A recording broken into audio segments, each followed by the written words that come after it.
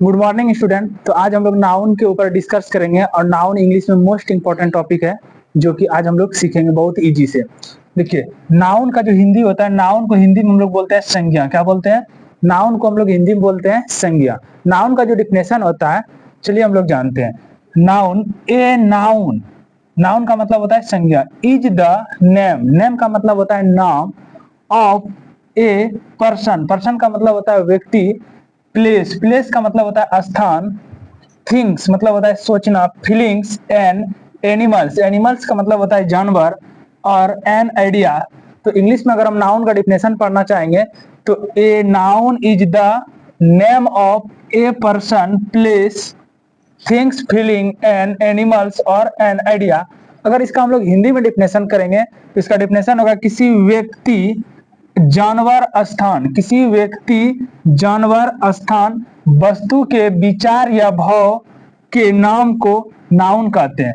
किसी व्यक्ति, जानवर या स्थान के भाव को हम लोग क्या बोलते हैं? नाउन कहते हैं। There are 5 types noun, noun को 5 भागों में बांटा गया है।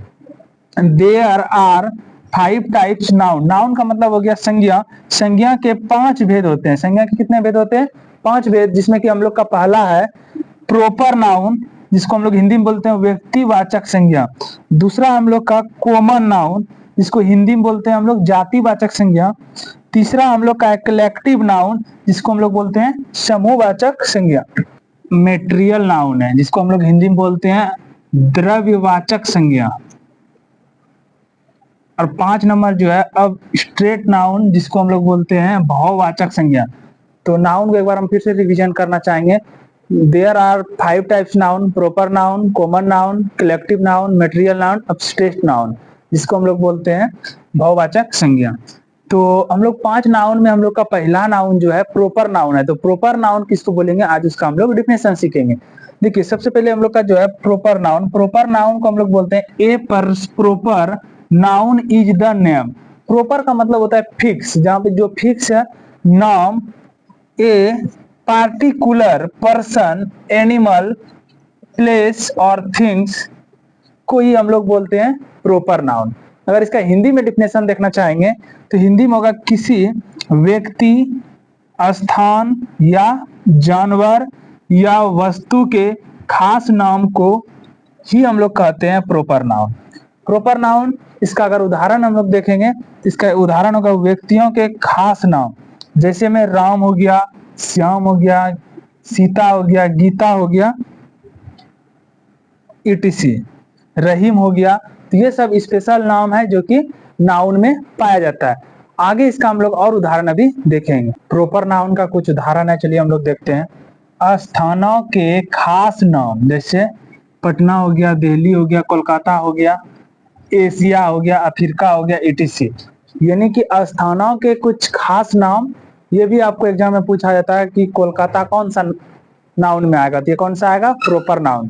तो ये सब चीज को थोड़ा सा ध्यान में रखना है। जैसे हो गया पुस्तक, ग्रंथों के खास नाम, मतलब जो स्पेशल होता है उसी को बोला जाता है खास नाम में।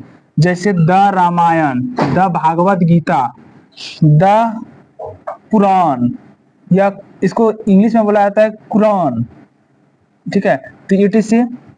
और कुछ प्रॉपर नाउन में भाषा भी आता है, तो भाषाओं के खास नाम, Sanskrit, Hindi, Urdu, English, French, etc. कुछ पर्व त्योहार का जो स्पेशल नाम आता है, जो कि पर्व त्योहार में, जो कि ये प्रॉपर नाउन में ही आता है, एग्जाम में पूछा जाता है, जो कि पर्व त्योहार के खास नाम, जैसे होली, दीपावली, ईद, ईटीसी। ये सब भी चीज पूछा जाता है कि होली, दीपावली किस नाउन के अंदर आता है, ये प्रॉपर नाउन के अंदर आता है।